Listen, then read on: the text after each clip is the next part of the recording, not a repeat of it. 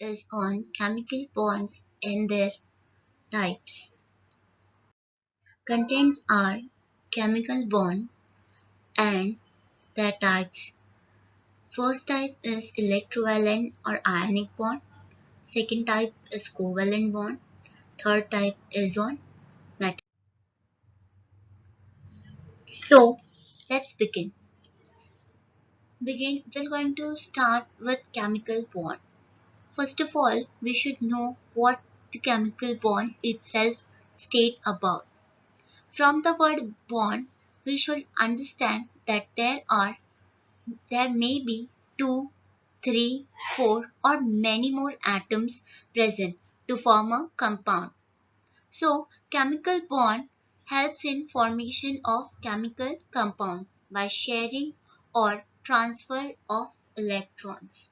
Here in statement I have given that when a chemical bond is lasting attraction between atoms and or molecules that are enables for the formation of the chemical compound.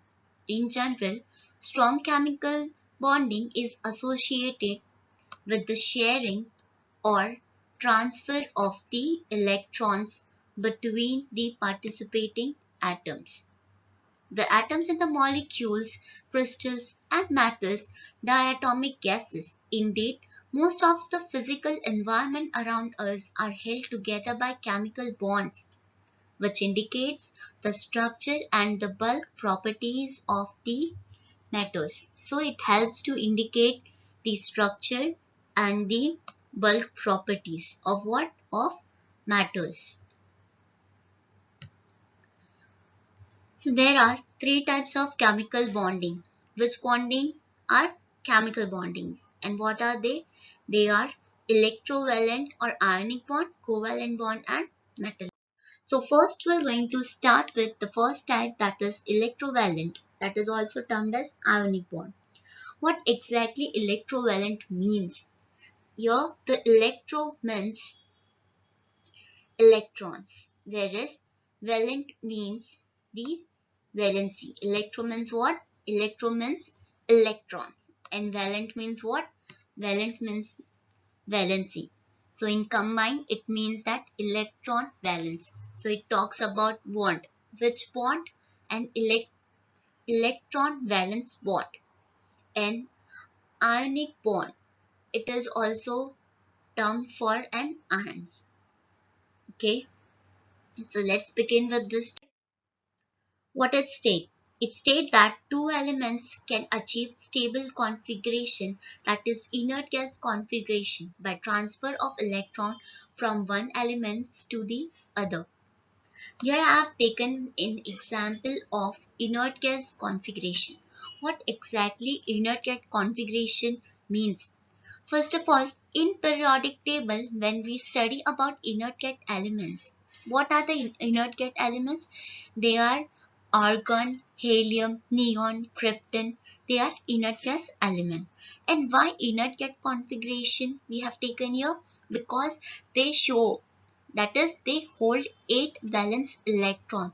So by transfer of electron from from one element to the other, they helps in the transfer of the electrons.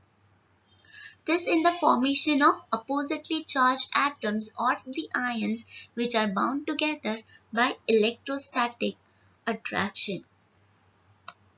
I have stated here electrostatic attraction. What electrostatic exactly mean? It means electrostatic force. It talks about an electrostatic force that unlike charges exert on each other.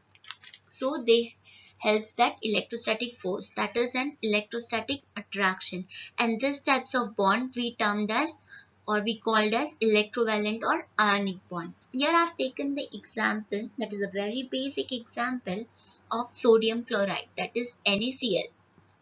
So as we know, Na atomic number is 11.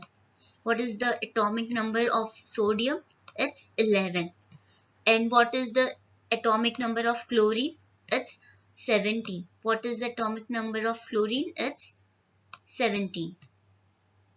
So when we talk about the configuration, what we know according to the atomic number of sodium, we get that to complete the octet or to complete the shell, we require 288, that total comes 10. But here one more electrons are present, right? So this will lead to the electrons which is present over here. One electron is present, right? To complete this orbit, to complete the sodium outermost shell, there will be the sharing of one electron. If the sodium going to remove one electron, it will stable the electronic configuration of sodium. And what about chlorine? If we count about chlorine, it will have one less element, that is 2 8, sorry for the handwriting, 2 8 and 7. How it comes? 2 plus 8 plus 7, which gives in total 17. This is the electronic configuration. Here to complete the octet or the outermost shell of chlorine, we required one more electron to complete the shell, right? And here we have one extra electron in sodium. So what they will do? They will share, like sodium having one electron and chlorine required one electron to complete its outermost octet. So sodium will give one its electron to chlorine. So here what will happen? Sodium will get positive charge because it is the donor of an electron, and here chlorine will get a negative charge because chlorine is accepting one electron, that is electropositive and electronegative.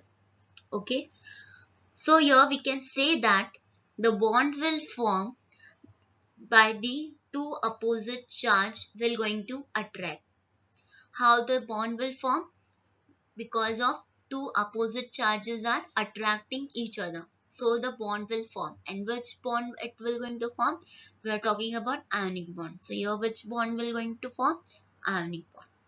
Okay, next. The element in the beginning of row in the periodic table can easily acquire the nearest inert gas configuration by using electron, and those at the end of the row by gaining electrons. The former elements are called electropositive and the later elements are called electronegative. Thus, ionic bonds are formed between electropositive and electronegative elements as in shown in the first example of sodium chloride. Let's talk about covalent bond. This is the second type of chemical bonding. What exactly covalent bond state?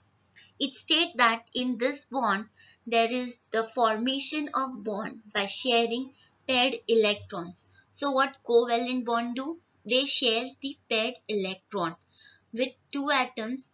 There are two atoms and there is a sharing of the electrons with each other, and the electrons are in pair. That means there are two electrons they are sharing and two atoms sharing equally with each other. So according to the definition, what it said that the covalent bond is also called as a molecular bond, is a chemical bond that involves the sharing of electron pair between atoms. This electron pair are known as shared pair. So what it is termed as shared pair, or we can also say as bonding pairs. And the stable balance of attractive and repulsive force between atoms when they share electrons is known as covalent bonding. During the sharing of electrons, what do?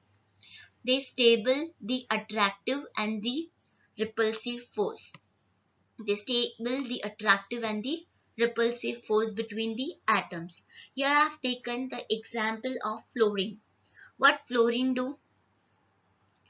When there is one single fluorine, they stably, like first of all, let me tell you, the fluorine atomic number is 9. Okay, so here it is 9. Here fluorine atomic number is 9. Here fluorine atomic number is 9. When you do the total of this two, basically we required one electron more to fill the outermost orbit of the fluorine, and here one more electron to fill the outermost orbit or the shell of the atom. So what they will do, they will share with each other. So fluorine is the best example for covalent bonding. So here they are sharing to stable the outermost orbit or the outermost shell of the element. Okay, so it will do the total. 9 plus 9 will give us 18. So do they stabilizing the element? Yes, they do. That's why they are forming a covalent bond. Next we have types of covalent bond. Types of covalent bonds are polar covalent bond and non-polar covalent bond. When we distinguish between polar and non-polar covalent bonds, what should come in our mind? It should be coming in our mind that unequal sharing of electron take place in polar covalent, whereas in non-polar, equal sharing of electrons take place between two atoms. Okay, so why there is an unequal sharing of electrons in polar covalent? It is because due to the differences in the electronegativity of the combining atoms, because the electronegativity having the differences. Okay, so they combine, when they combine to an atom, they show an unequal sharing of the electrons, whereas when the element or the atoms is more negative, and so it will show the stronger pool of electrons. When the atoms are more electronegative, they will show what? They will show the strong pools of electron. So what will be the electronegative differences of polar covalent bond? It will be between the atoms will be greater than 0, or and it will be less than 2. Okay, so the electronegative differences will be of the atom will be greater than 0 and less than 2, whereas in non-polar the electronegative differences between two atoms is 0. It occurs whenever the combining of atoms have a similar electron affinity. Okay, so the best example here for polar covalent is water. You can see the diagram, oxygen and hydrogen. Okay, and the best example for non-polar covalent bond will be methane, that is CH4, and O2, that is oxygen oxide. Depending upon the number of shared paired electrons, the covalent bond can also be classified as single covalent bond, double covalent bond, and triple covalent bond. So only one pair of electrons are shared, where when the hydrogen and oxygen, that is an hydrogen and oxygen were combining to each other, oxygen required two electrons to stable the outermost orbit, whereas hydrogen carrying one. So what it will do, it will share its electron with oxygen. So here there will be the formation of a single bond between hydrogen and oxygen. Whereas in double covalent bond there is the sharing of two pairs of electrons. Okay. So here what happened? Carbon and oxygen will share the two pairs of electrons and lead to the formation of double pair electrons. Whereas in nitrogen, three pairs of electrons are shared, and we can see the three bonds are formed between two nitrogen. Metallic bond. What metallic bond exactly talk about? Metallic bond talks about the formation of the electrons and positively charged metal ions. That is, these bonds are formed due to electrostatic attractive force between conduction electrons and positively charged metal ions. It has been stated that the metal atom loses their valence electron to form cation and a sea of negatively charged electron around them. Delocalized electron attracts each other. In this diagram, you can see that the blue ball is talk about sodium, whereas the red ball talks about electron. Okay, so what will happen? The delocalization of electrons will take place and leads to the formation of